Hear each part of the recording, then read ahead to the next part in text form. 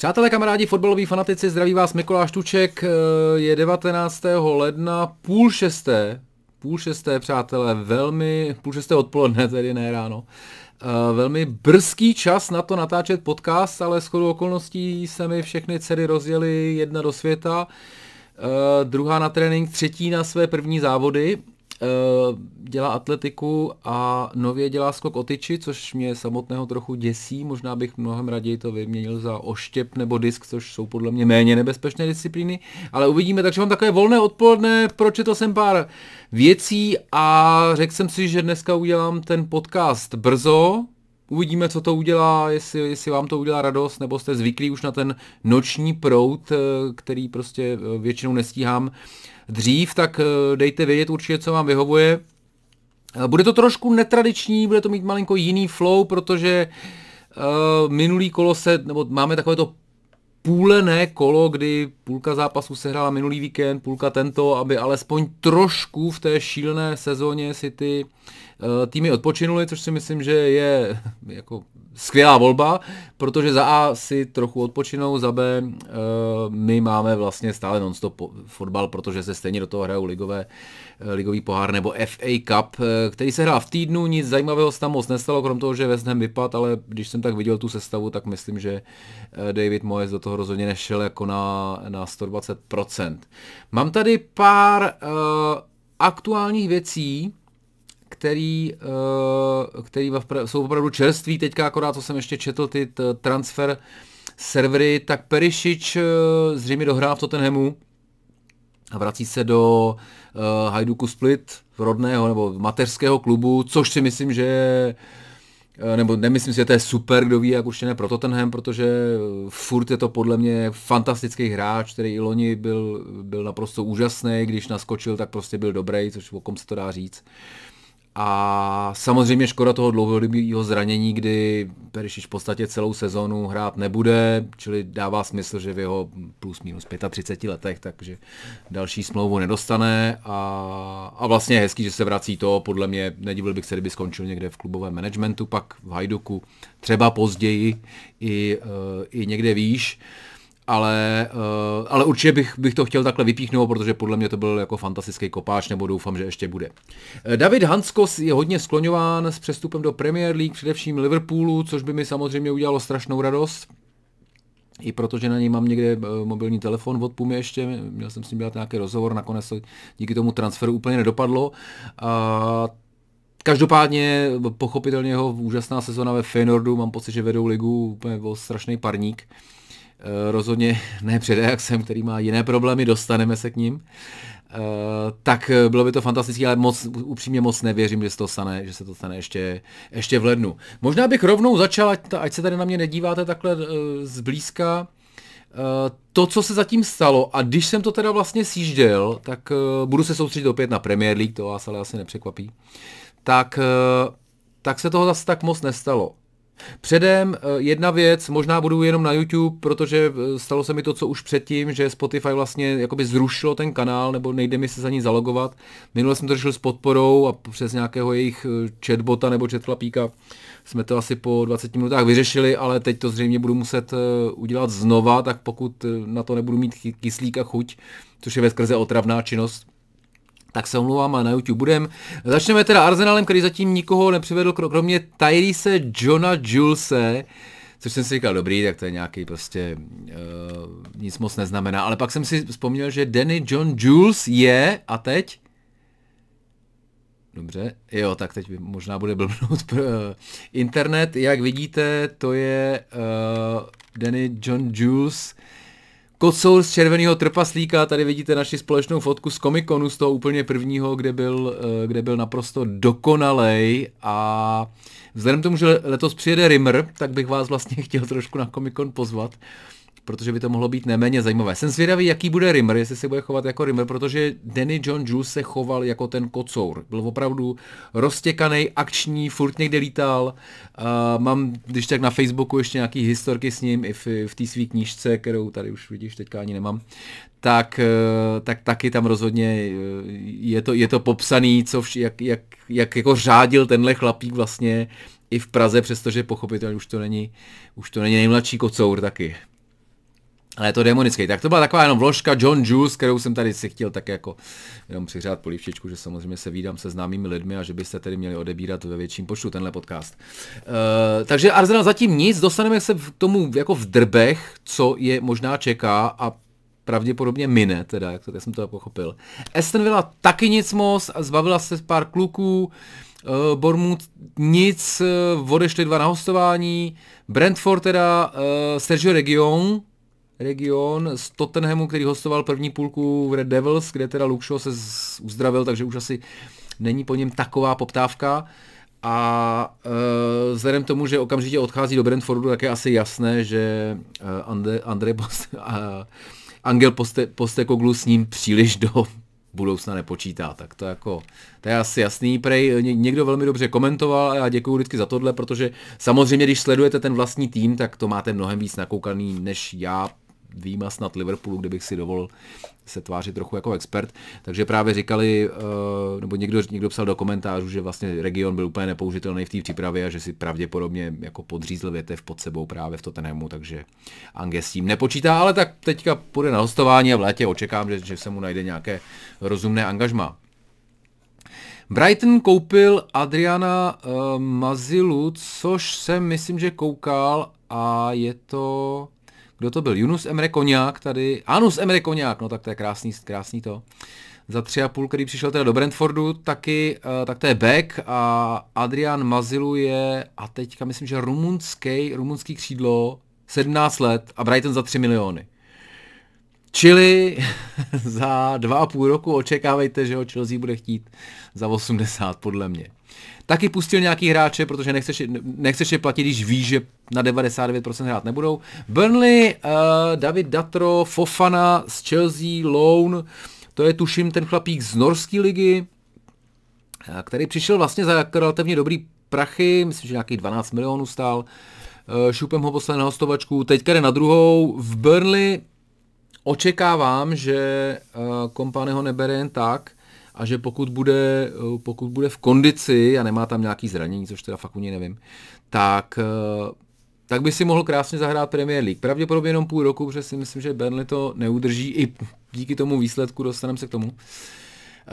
Chelsea zatím taky nic, pár zajímavých, samozřejmě hostování Jan Metzen do Borussia Dortmund, to stojí určitě za zmínku. Je to teda levej back, podle mě nejvíc, když jako rozhodně univerzální chlapík. Tuším, že tam je nějakých 3 miliony loan a 35 opce pak. Teď už se nepamatuju, jestli se automaticky aktivuje, ale myslím, že Borussia se rozhodně by se k tomu pravděpodobně nekomitla, jakože že zaplatí 35, protože někdy to tak je, kdy vlastně posouváš jenom tu platbu a do jistý míry už se jedná o hotový přestup.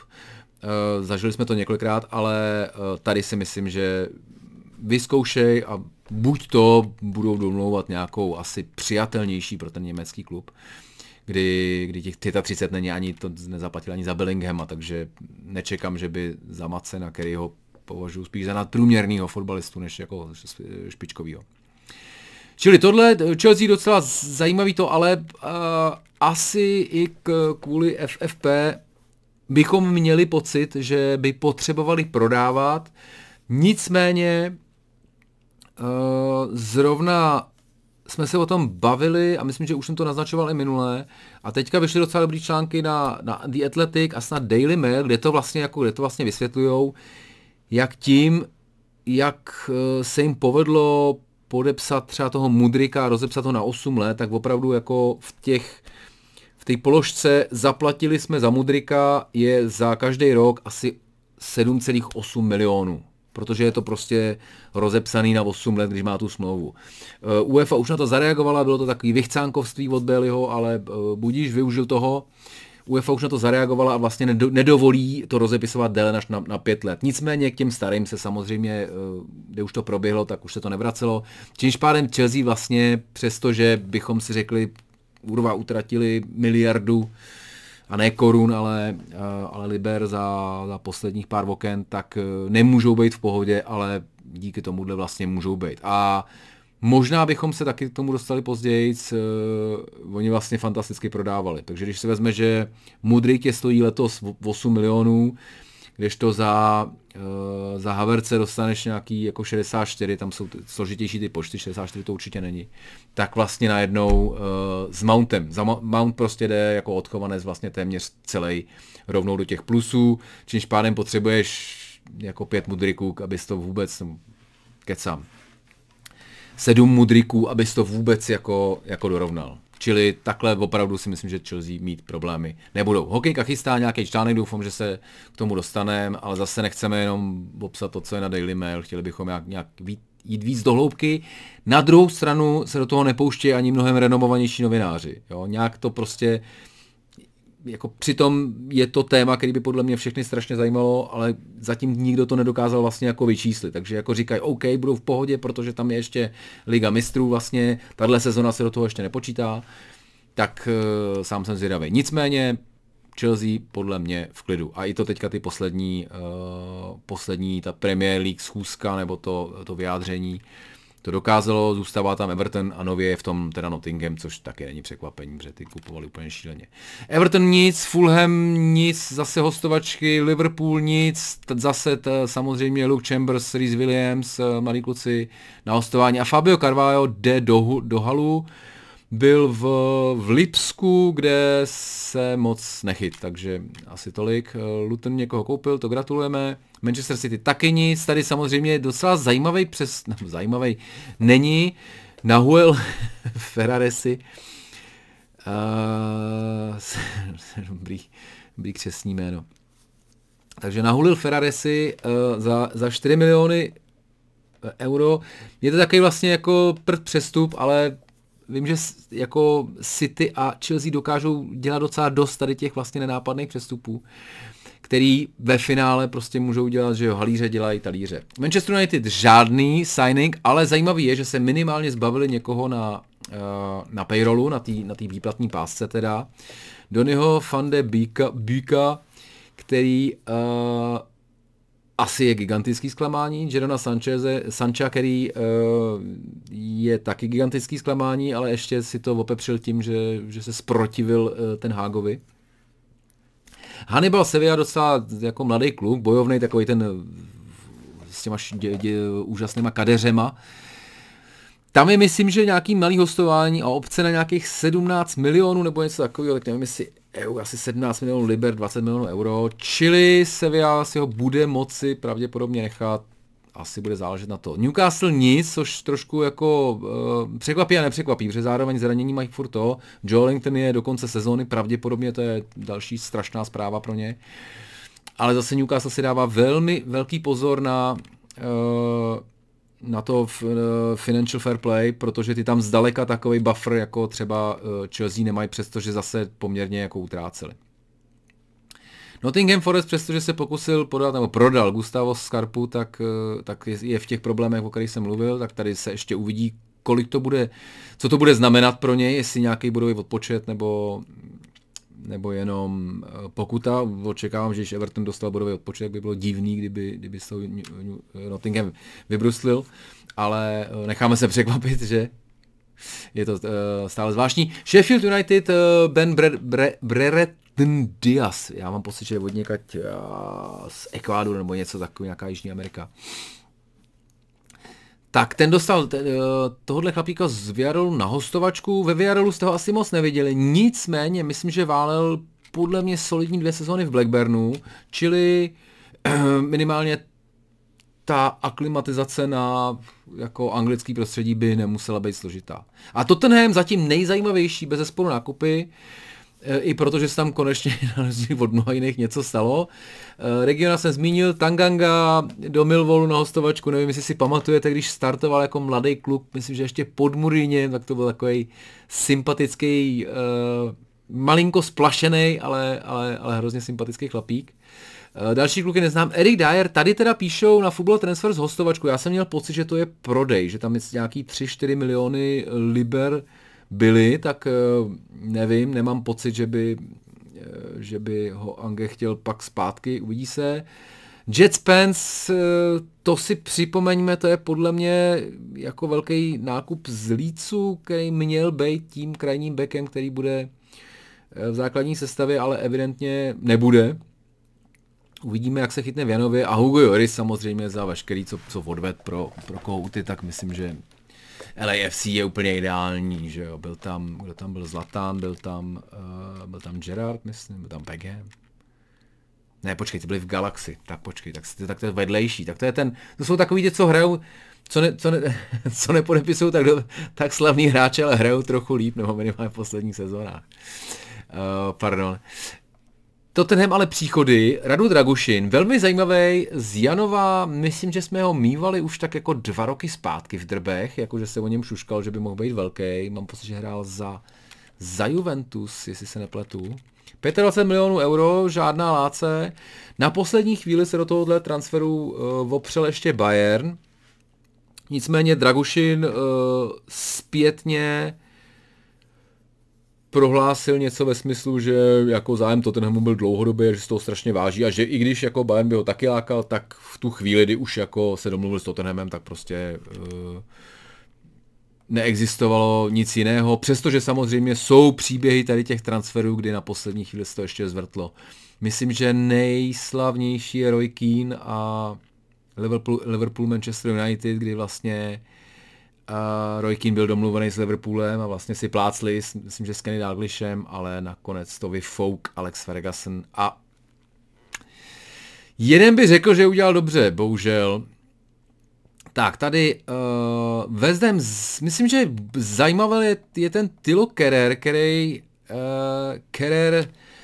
přišel z Paris Saint-Germain, nic moc nepředvedl, do začátku to byla konce bída a teďka teda odchází do Monaka, tak to určitě nebyl povedený přestup a myslím, že se ho budou chtít kluci jako zbavit. A tady Wolves myslím, že ukazují jenom to, že doba je zlá a že prostě těch 6 kluků tady Fabio Silva, stál snad 40 tenkrát, ne, jako hrozný prachy. Portugalec je jak jinak u Wolves. Saša Kaladžič, tak prostě to jsou kluci, který jako myslím, že berou dobrý prachy a nehrajou, čímž pádem ideální se jich zbavit. Takže Wolves i díky tady tomu myslím, že vlastně můžeme pochválit. Pojďme se teďka věnovat tématu, který tady vám ukážu Harryho Kanea, abych vás trošku navnadil a vy trošku nebudete tušit. Snažil jsem se přemýšlet nad tím vlastně, kdo by měl být tím útočníkem pro Chelsea a Arsenal. Oba dva myslím, že by potřebovali strikera, myslím fakt jako hroťáka. A oba dva ho dost možná nekoupí. Arteta už se, myslím, že se to psal v Drbech, ne 2krát, že se vyjádřil co si v tom smyslu, že hele, my máme výborný útok, máme dobrý to, teďka jim to nepadalo, ale prostě jako mějte je rádi, jsou fantastický, já jim věřím. To byl takový jako vyjádření, což obvykle znamená, nemáme prachy na další posily, nebo nechceme je teďka uvolnit. Jako nemáme prachy, nechci to jako zavádět tímhle směrem, protože jako v tomhle okně, kdy ještě tam máš jako Chelsea, Manchester United by taky bral podle mě, jako vlastně je spousta týmů, kterým by se šiknul jako dobrý útočník, těch úplně top, nebo myslím minimálně nejbohatších, tak pochopitelně ty cenovky jsou rázem úplně šílený. Teďka ten Švéd ze Sportingu, tak ten má prostě výkupní klauzuli 100 milionů a přestože vlastně jako takovej šláger jsem z něj jako úplně jako takový pocit jsem z něj neměl, tak Sporting prostě neucukává, nezájem, hele, výstupní klauzule, zaplaťte, jinak se o tom nechcem bavit. Čili skutečně, kdo teďka má toho jako šikovného strikera, tak je ve velmi dobré pozici. Osimhen jsem měl pocit, že má výstupní klauzuli 120 milionů euro, což je vlastně adekvátní cena, mně přijde, protože jako ten klub minimálně vykopal Neapoli titul, v lize mistrů obstál dlouhodobě, je silnej, gólovej, bojovnej, umí hlavičkovat, střílet, jako vlastně mu jako skutečně jako nechybí mnoho, ale zřejmě teda Neapol nechce v žádném případě to řešit teďka, jinak mi to ani nenapadá, protože jako v tuhle chvíli, když takovýhle týmy a Arsenal samozřejmě do boje o titul, Chelsea do boje aspoň o poháry, což teďka taky tak úplně jako nevypadá, tak by se jim hodil. Koukal jsem se teďka, proč tady na vás se směje Harry Kane se svojí ikonickou oslavou. koukal jsem se na to, koho v tuhle chvíli koupit, ve chvíli, kdy potřebuješ vlastně hráče teda jako na půl roku, jo.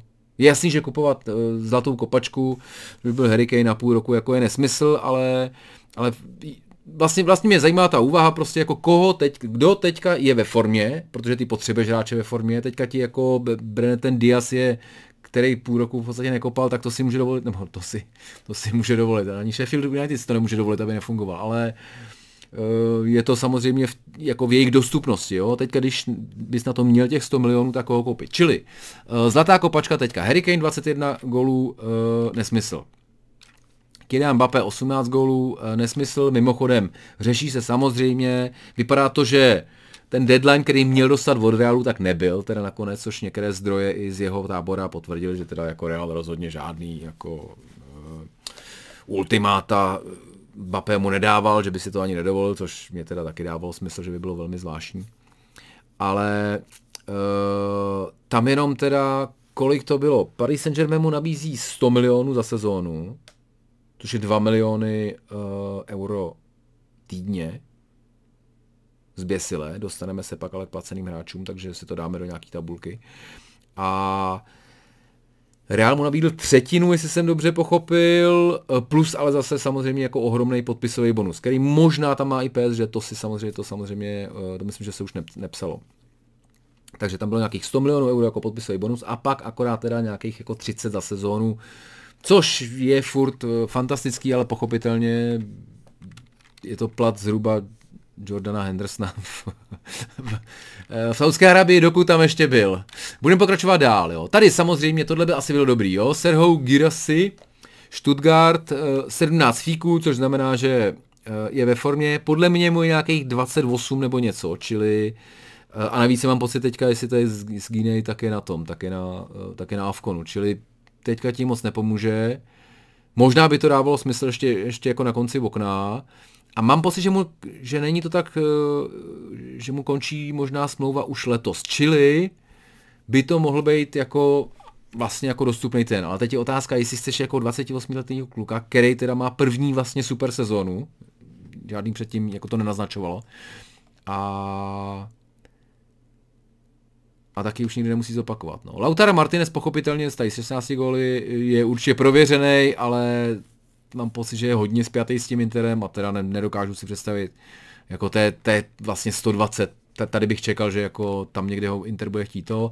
Haaland samozřejmě nesmysl, Salah samozřejmě nesmysl, Bellingham ty vole, Real Madrid 13 ligových gólů, úplně neuvěřitelný, to je fakt jako to, ale jako další nesmysl, tady Borja Majoral, z Getafe, myslím, že, a tady vlastně tohle je úvaha Arsenalu, který teda vydá, tak to jsem ani nevěděl, že je 8. Který se o něj pokoušeli, myslím, že nabídli něco jako 25 z Getafe, kámo, 40 plus, jo, Borja je výborný.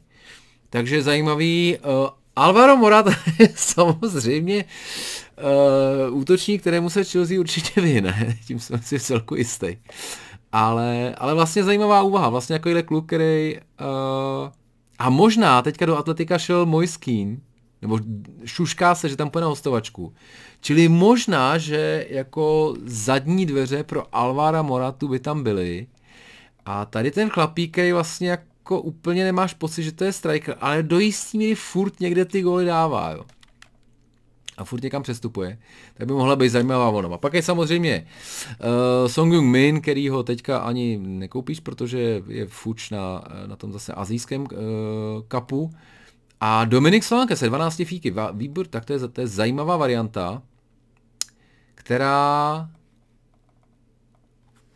člověče, myslím, že někdo se o něj zajímal, ale pochopitelně Bournemouth, přestože to jako bychom si tak řekli, že to je Bčkové mužstvo, tak ani oni nepotřebují prodávat takhle uprostřed sezóny a myslím, že chtějí tomu Iraiolovi udělat co nejlepší podmínky na to, aby skončili třeba okolo půlky, může se stát, jak jsou na tom teďka.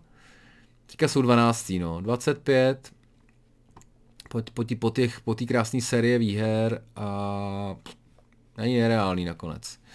Tak, tady už vypnu nešťastného Jorise.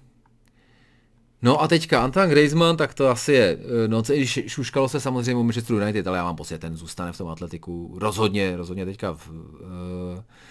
teďka v lednu.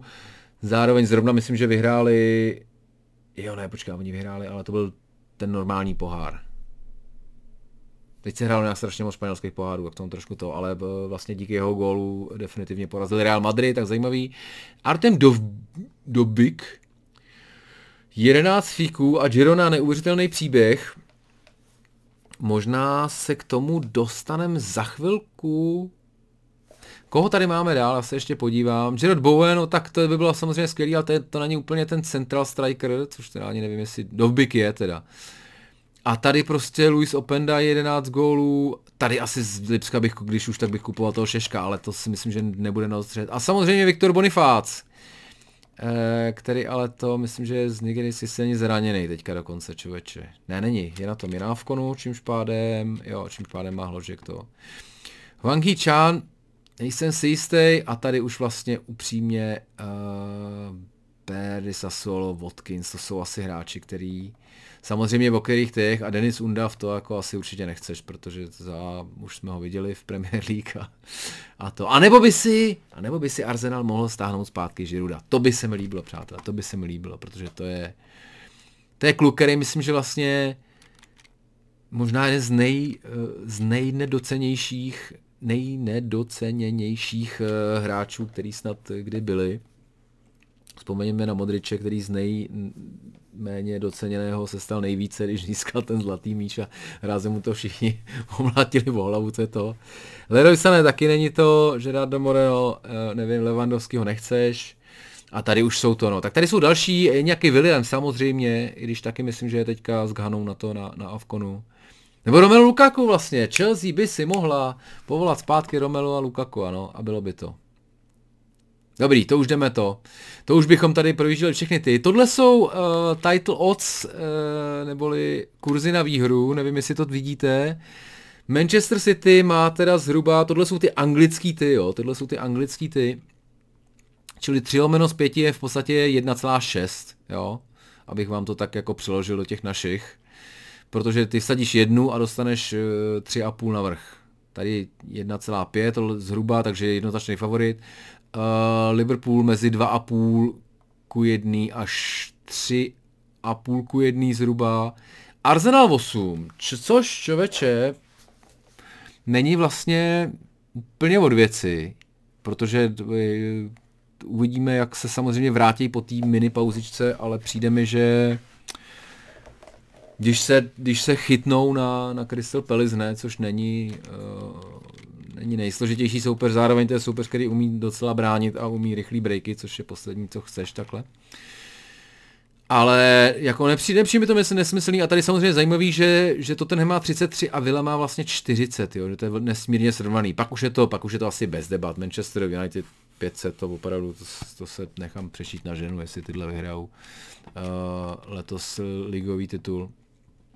To skutečně, tam už to je prostě, to už je nonsense a tady jenom si můžeme vlastně vzpomínat na 5001, což byl kurz jistého Leicesteru před jistou sezónou, kde nakonec ten titul vyhráli, ale to je dávno a to teďka v půlce sezóny se teda jako asi určitě nestane. Tak, co tady máme dál? Jo, tohle jsem chtěl, tohle jsou dvě věci, které nejdřív bych se vrátil k té Gironě a proběhl dneska drb, že by Manchester City měli zájem o Pedra Pora a Douglase Luise, na což prý teda, psal to někde v komentářích, Pedro Porro odvětil, že Manchester City ho podepíše jenom ve FIFA, což mě přijde jako naprosto fantastický.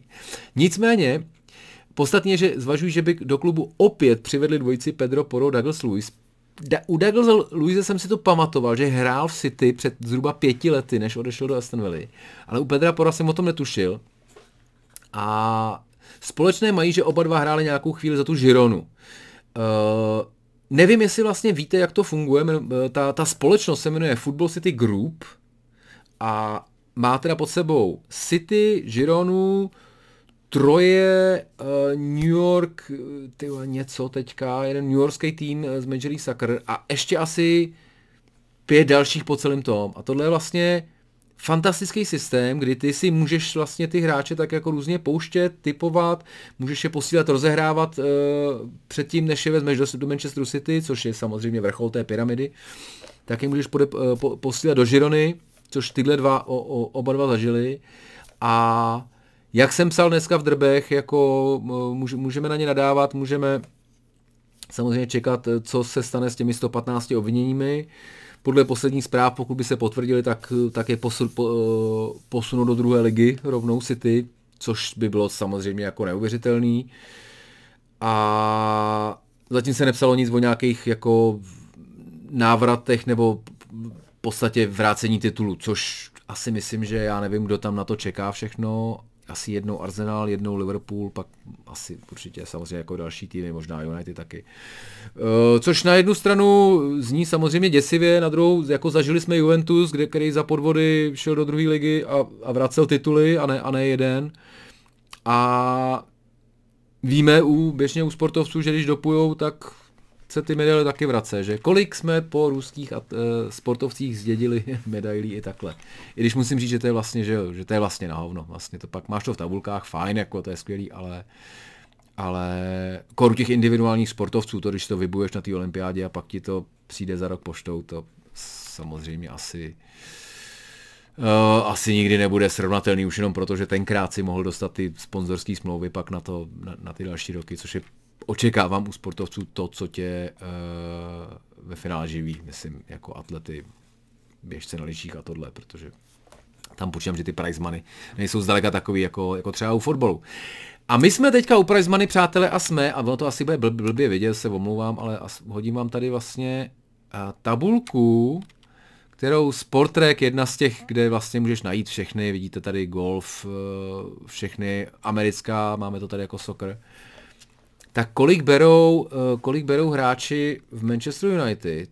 A já už jsem tady říkal, že vlastně z prvních těch 5, když teda prohodíš Sancho má vlastně stejně s Mountem, tak když Mounta odsuneš níž, tak z prvních 5 vlastně hraje pořádně letos jeden. To je Marcus Rashford. A tam teda hraje pořádně, dáme ještě do velkých uvozovek, protože rozhodně má sezonu podpar a v 25-26 letech už jako se nemůžeš tvářit, ty vole, že ten kluk to jednou rozjede úplně naplno, protože je dost možný, že už to naplno rozjel a že už to nebude o moc lepší. Čili reagoval jsem na to, na dnešní derby, že podle Manchester United, který zvažuje rekonstrukci obrany, takže že kdyby šla rozumná nabídka, spustili by buď to Lindelofa nebo Maguirea. Ten tým čeká úplně podle mě jako super rekonstrukce a bude to strašně drahý a tam jsem taky zvědavý, jak dopadnou z FFP, protože přijde mi, že když se fakt na to člověk podívá, tak Rashford OK, furt můžeš doufat, nebo furt je to jako platný hráč, jo, ale Anthony Martial teďka vyřazený mimochodem nově z týmu, trénuje s Bčkem, protože Erik ten Hag nevěří, že je tak fit, aby mohl hrát normálně s nimi fotbal. To je jako strašný, ale zatímco u toho Sancha si říkám, že to bylo takový, že bezesporu měl k tomu svoje důvody, ale Sancho je, nebo mně přijde, takhle, jo, musíme to brát s tímhletím tím, že jsem samozřejmě expert tady od počítače, na to nesmíme zapomínat. A takže na mě působí tak, že zatímco Sancho je určitě trošku jako kosmonaut typu Dele Alli, že ne úplně vždy je koncentrovaný na to, na co by měl, tak ten Anthony Martial mě přijde jako teda mnohem větší floutek od přírody, jo, že jako, jestli Sancho je podle mě jako zmatečnej a určitě teda jako ne se 100% disciplinou, to jednoznačně, ale Anthony Martial mám pocit, že teda na to tak jako trošku fakuje jako trošku plánovitě. A ve 27, vzhledem tomu, že letos odehrál kulový, za poslední léta teda v podstatě taky, a ten velký talent jako už taky nebude, jo, tak jsem na něj zvědavej a myslím, že ho čeká letos vlastně odchod. On i tak jako řekl, že si to tam teda dosedí a v létě je samozřejmě možný, že dostane nabídku na 1 milion liber týdně do Saudské Arábie, ale upřímně s radostí bych ho tam poslal. Mason Mount, koukal jsem na to, říkal jsem si, že je strašně divný, jak vlastně má za sebou ty 2 dlouhý teďka zranění. pokud jste četli, jak se to jmenovalo, Secret Footballer. Já to tady nemám, protože mám ty fotbalové knížky teďka v krabicích, jo, ale jmenoval se to, myslím, že Secret Footballer. Byl to takový sloupek na Guardianu, hrozně vtipný, kdy insider vlastně prozrazoval jako zákulisní informace, jak to funguje v kabině, jak fungují přestupy, co všechno se děje takhle mimo, co my vůbec nevidíme. A bylo to strašně dobrý čtení. Šlo asi 4 knížky, mám pocit, možná víc, nebo já tady mám 4. Četl jsem 4. A jedna z jako zajímavých věcí tam bylo, když máš nějaký takový to unknown zranění, což na transfer marketu je u Masonoho Mounta. Někdy zase psali teďka, že to je jako, že má lejtko, ale tak to znamená, že buď to má nějaký problémy doma, nebo s alkoholem, nebo s gamblingem, jo, nebo všechny dohromady teda. Tak jsem dost zvědavej, protože zatím teda odehrál úplný kulový, na začátku myslím, že něco, pak se na chvíli vrátil a pak zase jako vysublimoval.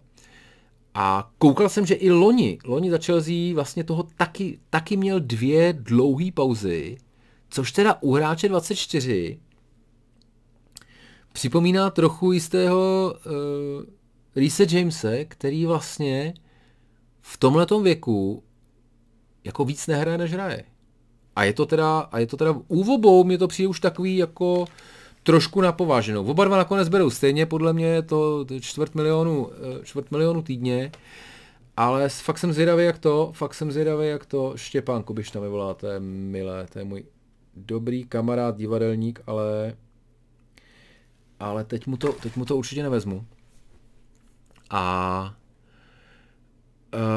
kde jsem to skončil? No, takže jako Worrying Times a každopádně, když se na to podíváte, jo, tady těch se prostě musí skoro celý ty horní poloviny, nebo ty horní desítky zbavit, protože jako Casemiro, vědělo se, že pravděpodobně to není na věky, loňská sezona jako fantastická, letos sám jsem zvědavý. Možná se zase vrátí, hele, já jsem nečekal, že bude takhle dobrý, čímž pádem možná se zase vrátí a bude stejně dobrý a ještě jim zachrání sezónu. Rafael Varane je vlastně jednou nohou z klubu, teďka mu nabízejí v celku logicky, mu nabízejí jako delší smlouvu, ale za nižší prachy, taky bych se nedivil, kdyby nakonec odešel. Marcus Rashford zůstane samozřejmě, protože teďka ho ani nikdo za slušný prachy podle mě nekoupí. Anthony Martial jde do kopru, Mason Mount velký otazník, Jadon Sancho v podstatě z klubu ven, pokud tam bude ten hák, tak nevěřím, že bude hrát. Bruno Fernandes, I'm not sure, no, furt mám pocit, že kapitán United by měl vypadat úplně jinak a měl by být jinak konzistentní hlavně. Antony, ústřel, nesmysl, demence, nákup. Harry Maguire, když hraje, tak jako dobrý, ale asi to na něm nechceš stavět to. Christian Eriksen zlatý, ale taky to už není jako velký zázrak a taky kolem sebe potřebuje mít funkční ten. Luke Shaw, OK, Lindelof to už jsme tady v těch spodních patrech, Lisandro Martinez 120, jo, to už jsou prostě rozumný prachy, když teda Donny van de Beek asi nejsou. Ale tady je vidět, že prostě Sofian Amrabat, to je vlastně hostovačka, tak to je to. Že tady už jako začali dávat konečně jako nějaký jako normální peníze. Rasmus Højlund za 85 týdně, samozřejmě možná až jako láce, ale myslím, že tenhle kluk si tam ještě může vydělat dobrý prachy. Tak, tohle byl Manchester United, jenom jak vlastně jak to nové vedení musí poměrně rychle dělat, protože tohle je prostě 35 milionů ročně, jo, za 2 hráče, který vám toho moc neudělají. Tohle je, když tam dáte toho Sancha, tak to je prostě dalších 26 za hráče, který vám toho mnoho neudělají. Jadon Sancho teda spolehlivě vám nic neudělá, jo, protože jste ho částečně poslali do kopru, jo. A pak tady Antony, no jako vůbec musím říct, že to Siru Radcliffeovi nezávidím, ale vzhledem k tomu, že to je fanoušek klubu, tak myslím, že bude chtít se s tím poprat, jak jen to nejlépe půjde. Tak, další věc, na kterou jsem narazil u preview, kdy jsem studoval vlastně Brentford, jak je na tom a jak úžasně hraje vlastně na ty svoje poměry. Mně přijde fakt jako neuvěřitelný, tak to dokazuje jenom to, že tady je, jo, počkej, takhle vám to dám, tak já to musím trošku stáhnout. Takhle to musím udělat teda. A tohle jsou totální plat teda. Kolik dáš na plat v sezóně? Je to jedna z metrik, který podle třeba knihy Soccernomics, pokud jste četli, taková jako starší, ale vlastně v tomhletom poměrně stále citovaná, je to metrika, podle které by se teoreticky mělo na konci sezóny seřadit ty týmy, podle toho, jak platíš těm, protože ty, který si můžou dovolit nejlepší hráče, tak ty by měly být logicky jako nejvýš. Nebo byli vždycky underperformři, jako třeba Newcastle svýho času, protože ty vždycky potřebovali udělat fanfaronský přestup, pak většinou moc nefungoval. Overperformři naopak byl třeba dlouhou dobu Arsene Wenger s Arsenalem, že prostě vlastně neplatili tolik, ale dokázali být prostě úplně na špici. Tak tohle je za letošní sezónu, kdy teda nejvíce utrácí na platech Manchester United. Čili se dá v podstatě říct, že Manchester United je nejhůř vedený tým teď sportovně a biznisově vlastně, jo, jako dohromady. Teď bych to nerad házel jenom na ten Hanga. Ale teda spolehlivě měli by být mnohem vejš. Manchester City výborně jsou zhruba tam, kde by to jsou těsně druhý, když ne za Manchester United, ale teďka v tuhle chvíli za Liverpoolem. Arsenal, Chelsea, zhruba podobný. Vidíte poměrně jako markantní ten, jo. To je prostě 1/3 rozdíl tady mezi Chelsea a Manchesterem City. Liverpool jako pátý teda, tak by měl být pátý, což teda není. A tady zase, jo, to je vlastně 50% víc utrácejí na platí. To je strašný rozdíl. Ale proč jsem to vlastně věnoval, teďka se tady můžeme, ano, Aston Villa, Tottenham. Aston Villa vidíte, že je vysoko, vezmeme trošku vejš, protože vlastně tak mají prachy. Newcastle zatím se relativně drží a samozřejmě Everton tady je asi trošku předplacený, ale to myslím, že souvisí s tím, jak opět špatně je to vedený tým. Co jsem chtěl vlastně, k čemu jsem se chtěl dostat, je ten spodek tabulky, kdy Luton jasný, Sheffield jasný, to je prostě velký rozdíl a tady, jo, to je zase 50%, ale samozřejmě v úplně jiných částkách. Takže takhle vlastně by měla skončit ta tabulka. A mně teďka přijde, že ten Brentford, který dlouhodobě vlastně jako vlastně dělá mnohem lepší výsledky, než by měl, tak jestli právě teď nepřišel ten čas, kdy se jako mu to přestane fungovat. Zažili jsme to u Sheffield United, který jednou dobu skončil snad 7. Měl úžasnou sezónu, ale pak šli jako do kopru. Tak trošku jsem zvědavý i na víkend, protože začíná mít pocit, že Brentford možná vlastně trošku padá tam, kde by, ale vlastně měl být, protože opravdu ty dělají, nechci říct hovna bič, ale prostě ty výsledky jsou neuvěřitelné. A samozřejmě tady myslím, že jako úplně nejfantastičtější Brighton Hove Albion, který se 61 miliony, což je méně než Nottingham Forest, méně než Crystal Palace a suverénně méně než Everton, tak vlastně hrajou tady, že jo, nějakého toho 5., 6., 7. fleka, no. Tak to byla taková zajímavost, jenom abych to zase trošku šoupl. Tady mám, jo, Arzona a povídání o Pánovi prstenů, tak to zatím necháme. Podíváme se teďka, já vám tady můžu hodit tabulku zatím jen tak, ať vidíte, že Liverpool vede, to je vždycky hezký.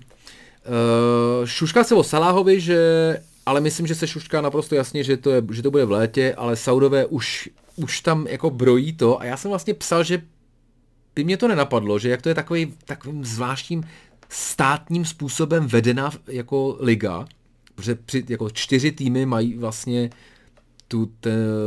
ty 75% vlastně v majetku toho investičního fondu, což je v podstatě Saudská Arábie, nebo ta jejich královská rodina. Jo, i když to taky možná jako na papíře nevypadá, tak prostě jsou. Takže vlastně oni se taky můžou mezi ty hráče přetahovat, takže by to mohlo být docela zajímavé, protože ten Salah samozřejmě, tam si asi můžete být jistý, že nebude mít problémy s aklimatizací, protože jako do arabského světa asi vklouzne výrazně jednodušeji než třeba Jordan Henderson, že? Dostaneme se ještě k němu. Takže tam to vypadá zajímavě a jsem fakt zvědavej, jestli to volízne aspoň nějaká nabídka a jestli to teda samozřejmě Liverpool přijme, to je druhá to. A mezi tím mu neprodlouží smlouvu, což myslím, že teďka se zkoušejí dělat, protože myslím, že Van Dijk, Trent a Salah, že mají poslední rok a půl, což už je takový... U Trenta bych se jako asi nebál, že by to nechtěl prodloužit. Van Dijka asi taky ne. Salah, když tak v létě, no, 32 let.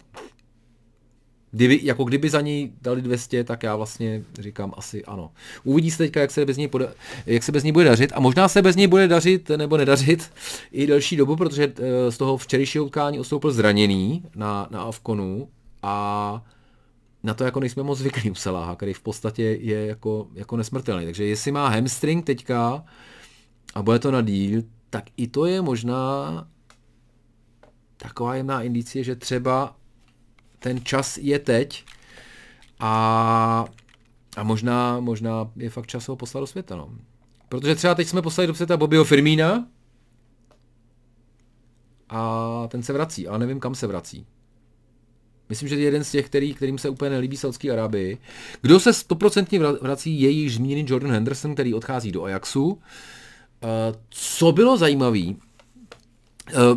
myslím, že už minule jsem tady říkal, že jsem tomu věnoval speciální článek, takže jestli chcete, tak tam můžete zjistit, co znamená i třeba z daňových odpisů a tohle. Nechci to tady už jako řešit znova. V Ajaxu podepsal za 4,5 milionu euro ročně, což je ani ne 100 000 týdně, což je výrazně pod jako i jeho předešlými platy v Liverpoolu. Takže opravdu myslím, že chtěl zmizet z té Saudské Arábie, jako to už je teďka jasný. 1,5 milionu s podpisový bonus, to je fajn, a podepsal na 2,5 roku, ale velmi zajímavý, že ten třetí rok, ten poslední, má ještě výrazně nižší plat, než vlastně na začátku tady těch 4,5 milionu euro. Jestli jsem to dobře pochopil, tak Ajax chtěl rok a půl, naprosto jako správně, asi na půl roku ho jako nechceš to. A Jordan chtěl radši delší smlouvu, klidně s tím, že prostě tam je to, když to nepůjde, tak bude brát jako výrazně nižší prachy. Takže myslím, že pro všechny velmi dobrý biznis. Co mě na tom zaujalo, Saudové mu nekladli velký odpor. Že Jordan Henderson podepisoval jako volný hráč, čímž pádem vlastně se Saudy rozvázal smlouvu. Tam se prostě ukončeno, žádný hostovačka, nic. Myslím, že to do jistý míry tak být muselo, protože kdyby se Saudové tvářili, že ty hráče budou chtít držet v té lize, tak by to nevrhalo jako vůbec dobrý světlo pro potenciální další posily. Takže vlastně to tak jako dopadlo docela dobře. Co je ale největší překvapení, že ten Al Ittihad, nebo kde to hraje, určitě to začíná na Al, tím jsem si jistý. Takže hned potom prodloužili smlouvu Stevenu Gerrardovi, což teda furt mám pocit, že to je při nejlepším průměrný hráč a průměrný manažer, a jestli teda má teďka slíbený do 2027 podle mě fantastický prachy v Saudské Arábii, tak asi teď už, přestože myslím, že ta kariéra jeho byla fantastická, v Liverpoolu musel vydělat dobrý prachy, tak teď už to bude jako definitivně v klidu. Ještě jeden zajímavý postřeh k tomu Ajaxu. Četl jsem nějaký reakce místních novinářů, který teda to považují trošku za panic buy, protože Ajax je teďka hodně v pytli, to jako jo. Můžeme se podívat tady na Eredivisie, kde Ajax už je 5. OK, ale jako byl ve spodní polovině dlouhou dobu podzimu. Počkej, tak PS... kde jsem to říkal? A kde hraje ten Hansko? A ten hraje ve Feyenoordu, ne? Zmotal jsem to, nebo nezmotal jsem to? Tohle je Feyenoord, jasně. Aha, tak to ne, tak pardon, tak PSV vedou ligu. Tak ty jsou druhý, no tak takhle, tím spíš nebudou chtít pouštět Hanska, když teďka bojou o toho druhého fleka, který je samozřejmě skupinová fáze UCL, Champions League teda. Tak. Pardon, teď jsem se trošku zamotal, vrátím se na trať toho Ajaxu. Vzpomínali taky, zajímavý, že to není poprvé, co kupuje Ajax zkušený hráče, aby ty mladí, kterých pochopitelně tam je vždycky dost, aby vedle nich vyrostli. Nicméně, že i toho Dušana Tadiče, i Dailyho Blinda podepisovali v 28, 29. Hendersonovi je 33 prostě a je klidně možný, že už to má opravdu jako za sebou. Tak. Zajímavý, Martiala jsem zmiňoval, Jesse Lingard, a to ještě musíme, Jesse Lingard Instagram, počkej, tak to dáme. Protože to je samozřejmě vtipný. Ne. Takže Sealinga na tohle. Jenom nějak mě vlastně zajímalo, co ten kluk jako dělá a jak vypadá jeho Instagram, jo, když to. A teď vlastně asi tak, jak by měl vypadat Instagram volného hráče, který tady teda děkujeme, samozřejmě, že prostě jakoby furt trénuje, jo, tak takhle chcete, vzhledem tomu, že teďka potřebujete nějaký angažmá, tak takhle vlastně asi byste se měl chovat. Takhle asi ne úplně.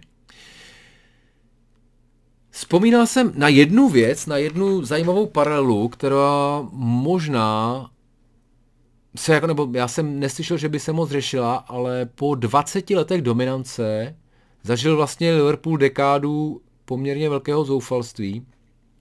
To byly ty 90. léta, kdy vyhráli, tuším, jeden FA Cup, to byla ještě ta stará generace, ta 80ková, protože Liverpool jako dominoval 70. a 80. letům v Anglii dominoval, vlastně i v Evropě, tenkrát udělal nějaký 4 ty, jak se jim říká, tenkrát PMEZ, pohár mistrů evropských zemí. Dneska samozřejmě Champions League. Tak vlastně ta dekáda potom byla trošku podobná. Když teďka koukám na Jesseho Lingarda a jeho růžové to, tak tenkrát ty kluci jako Redknapp, co tam hráli, McManaman a další, tak vlastně to byli takový trošku floutkové, který malinko žili z toho, že jsou jako ten superklub, ale na tom hřiště už to nedokázali. Tak jenom mně přijde, že vlastně teďka ty od 10. do 20. nebo od 12. do 20. od 12. kdy teda skončil Alex Ferguson, myslím, 13, nevím, tak ta dekáda následující vlastně je dost podobná. Vlastně je to jako ten tým, který je teda furt má těch spoustu fanoušků, furt jako je hrozně úspěšný, všichni o nich mluví, ale vlastně jako fotbalově to už je trošku trapný. A přesně takhle, jak tady vidím toho, tak takhle vlastně i tenkrát kritizovali ty kluky z Liverpoolu, který prostě najednou přišli v bílejch oblecích, jo.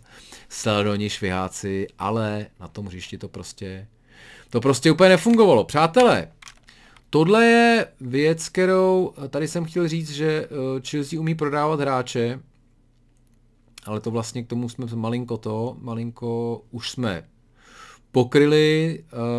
Mám tady ještě, a to bych asi už nechal na příště, přátelé, protože už teďka cítím, že to je vlastně mnohem delší, ježiš, tak jsem si říkal, že to dneska nemám připravený, a je to mnohem delší než normálně. Takže se podíváme se na minulé kolo Premier League, které byly výsledky program. Teda ne program, výsledky. Burnley Luton 1-1, nevím, jestli jste viděli ten gól, vyrovnávací Lutonu někdy už 90+, kdy útočník šel jako do brankaře, ale brankař tam šel tak blbě, že to nakonec nechali ten gól.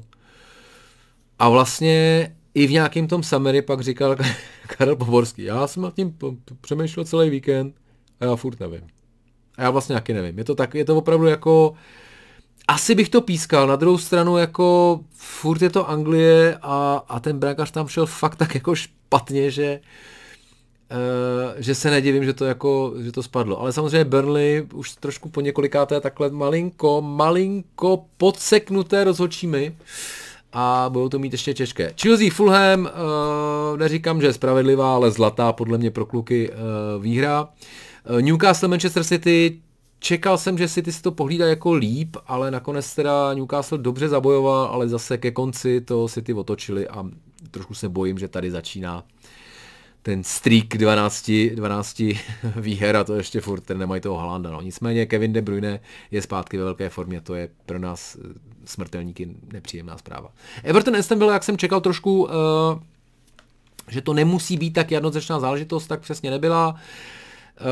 Aston Villa asi ztratila, pokud chce pomýšlet na tu ligu mistrů, ale Everton dobrý bod, vlastně jim držím palce, přesto je to liverpoolský rival, tak i s těma 10bodovými odpočty, ne, že byste to nezasloužili, ale jako vlastně Sean Dyche mám vlastně rád. A Manchester United Tottenham, utkání, který jsem se taky věnoval ve speciálním minireferátku, teda potom, a podobně přesně jako kluci ve studiu Kanal Plus Sport, tak musím říct, že aby United doma hráli na breaky s týmem, který půlku týmu nemá, tak to je fakt trapný. A fakt jako jenom teďka, fakt jsem zvědavý, jaký bude výstup z toho Radcliffa, co jako tam hodlají udělat. Ale teďka je to tragédie a já bych se nedivil, kdyby to tam nechali ten Haga, protože to teďka s tím čarovat. A vlastně v létě stavili úplně z nový tým. A vy, Eriku, vy už tady nebudete. A jestli tam bude, tak já jsem fakt jako nadšenej, protože si myslím, že to not good enough. Jdeme na program, což je tedy víkend, teďka můžete se na to připravit, můžete sáskařsky se na to připravit, jo, a poslouchat mé tipy.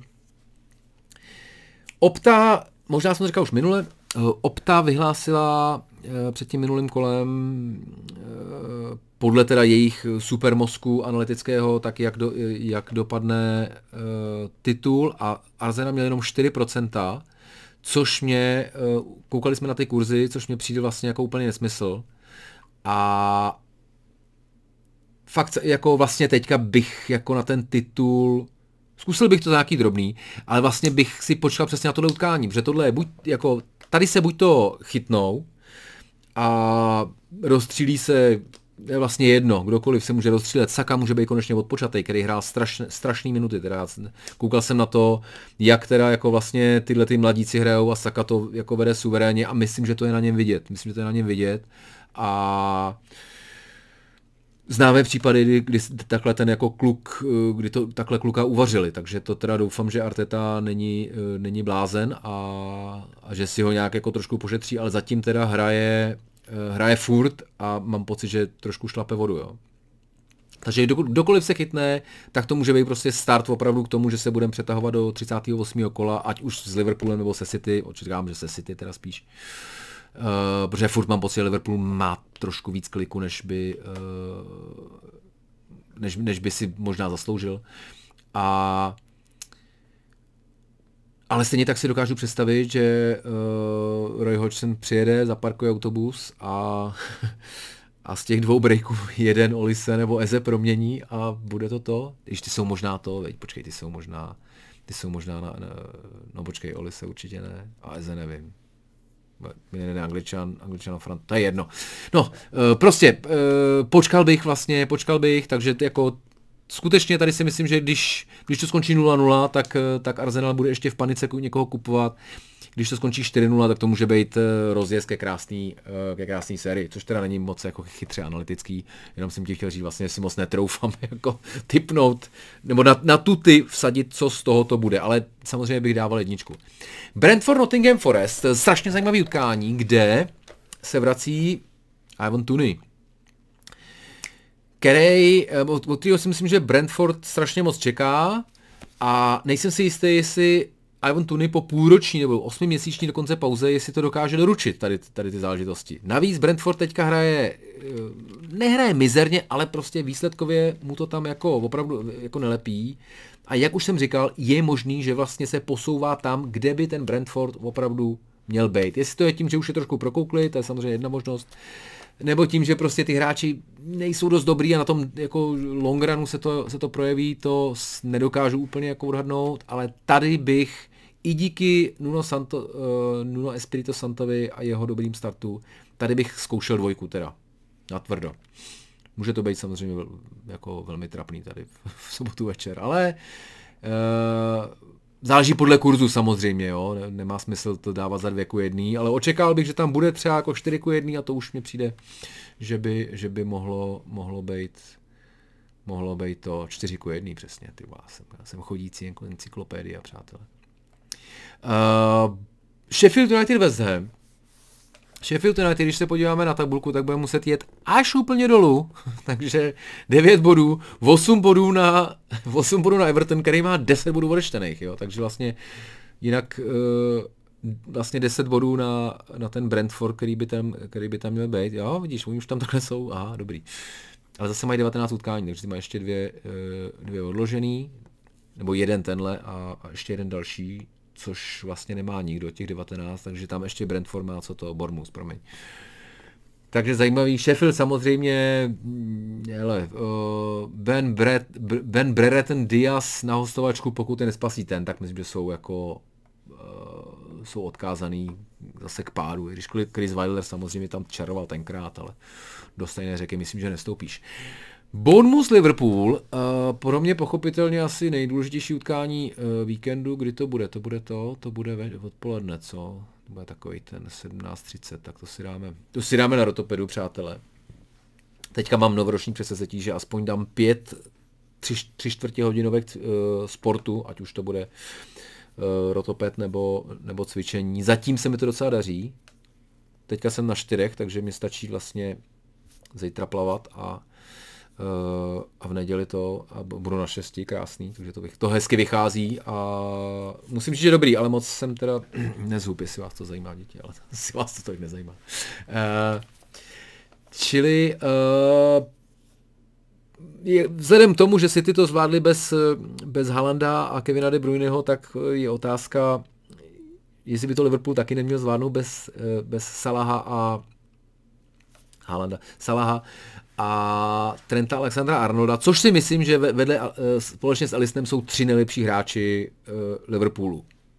Týdle sezóny a vlastně možná i těch jako minulejch, jo, to teďka úplně, abych tam někomu jako nekřivdil, ale i vzhledem k tomu, že zase jako půlka, že jo, dva jsou pryč, Endo a Salah, další zraněný, tak jsem jako zvědavý. To je strašně důležitý utkání tohle, jestli chtějí držet jako krok se City, což teda zní blbě, protože teďka jsou o 2 body před nima, ale víme, co to znamená, tak tohle prostě musí vyhrát a nebudu překvapený, když tady to bude takové to první po delší době jako zaškobrtnutí, protože tady samozřejmě byly 2 zaškobrtnutí, ale to bylo s Arsenalem 1-1 a ta plichta s United 0-0. Myslím, že s Arsenalem OK, jak to byl férový výsledek, když to břevno Trenta Alexandra jako taky tam mohlo spadnout, ale ty United mě mrzej, protože to myslím, že Liverpool měl vyhrát. No. Hej, a pondělí poslední máš, přátelé, hodinka podcastu za námi, Brighton Wolves, přestože samozřejmě papírově je to poměrně jasný, Brighton 8, Wolves to, 3 body ale dělej a Wolves mají teďka trošku lepší formu. Na druhou stranu, Brighton, přiznejme si, trpěl tím, že hrál ty poháry, na to prostě nejsou zvyklí, ani na to nemají tak široký kádr, takže já bych tady se přikránil k 1, ale takový 1-0, teď to tady opravím v tom svém referátku, který postnu zítra a uvidíme. To je všechno, hodina, až jste stateční, že jste to vydrželi, děkuju moc krát, dejte mi vědět do komentáře, na co se těšíte, co byste chtěli taky na Football Fanatics v tomhletom podcastu, jestli vás něco napadne, i když tohle se mi docela líbilo, člověče, že jedem takový vlastně jiný témata, než to review, a už bych do toho zapojil nějaký sázečky, člověče, bychom mohli tak jako jenom mezi sebou nějaký ten. Jo, mrkněte, teďka bude čas, mrkněte na co to je, na Fantasy ligu, jestli tam jste. Ty vole, Von Ederson nebude chytat, OK. No to mi je trošku jedno, jestli tam dám Fostera, který jako chytat nebude, viď. No, uvidíme, tak tohle ještě budu muset trošku poladit. Teďka mám kapitána Darwina, což se mi myslím, že strašně vyplatilo minulý, points, 20 bodů. Jo, my jsme vlastně v půlce, tak přátelé, nemáte vůbec, protože to je takový to rozdělený kolo, takže teďka musíme to vlastně dohrát. Já jsem si říkal, proč tady Darwin ještě nemá body? No, protože hráš v neděli. Také je možné, že tam nebude mít žádné i po neděli. Mějte se krásně, nashledanou.